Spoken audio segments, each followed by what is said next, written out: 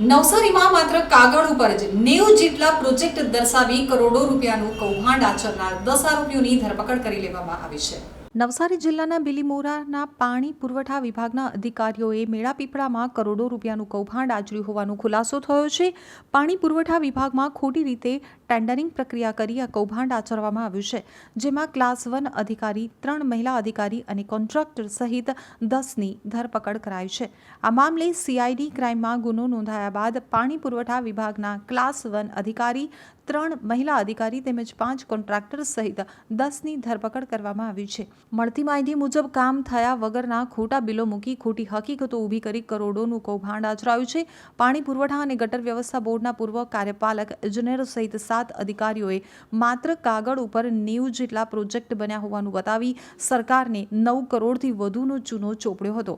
તો સીઆઈડી ક્રાઇમે આ મામલે નિવૃત્ત થયેલા પૂર્વ કાર્યપાલક ઇજનેર દલપત પટેલ તથા 4 અધિકારી અને 5 કોન્ટ્રાક્ટરની ધરપકડ કરી લીધી છે। આ ટોળકીએ જે બિલો મંજૂર કર્યા હતા તે સ્થળે તપાસ કરાતા 94માંથી 90 સ્થળો પર કોઈ જ કામ થયા ન હતા। કોન્ટ્રાક્ટર સાથે મળી અને 90 પ્રોજેક્ટમાં 5.48 કરોડનું કૌભાંડ આચરાયું હોવાનું જણાતા તપાસ ટીમ પણ ચોંકી ઉઠી હતી। આ મામલે પાણી પુરવઠા મંત્રી મુકેશ પટેલે મહત્વનું નિવેદન આપ્યું છે કે તેમણે કહ્યું કે ભૂપેન્દ્રભાઈ પટેલની સરકાર ભ્રષ્ટાચારને નહીં ઝાવરે અને ભ્રષ્ટાચારમાં જે પણ સંડોવાયેલા હશે તેમની સામે પગલાં લેવાશે। તેમણે કહ્યું કે 50 કરોડના ગ્રાન્ટની માંગ કરવામાં આવી હતી, જેમાંથી 16 કરોડની ગ્રાન્ટ મંજૂર કરવામાં આવી હતી। માત્ર 20 અને 50% જેટલા કામ થયા હોવા છતાં તે કામના બિલની ચૂકવણી કરી દેવામાં આવી હતી।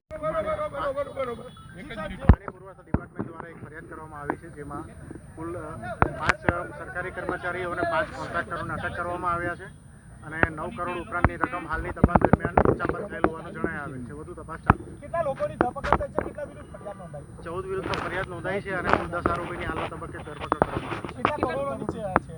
હાલમાં 9 કરોડ ઉપરાંતની રકમ ઉચાપત થયેલ હોવાનું જણાય આવે છે। પાણી પુરવઠાની અલગ અલગ યોજનાઓ હેઠળ કામ કરવાના હોય છે, જે કામો થયેલા નથી અને બનાવીને આ સરકારી નાણાંની ઉચાપત કરવામાં આવે છે। Thank you.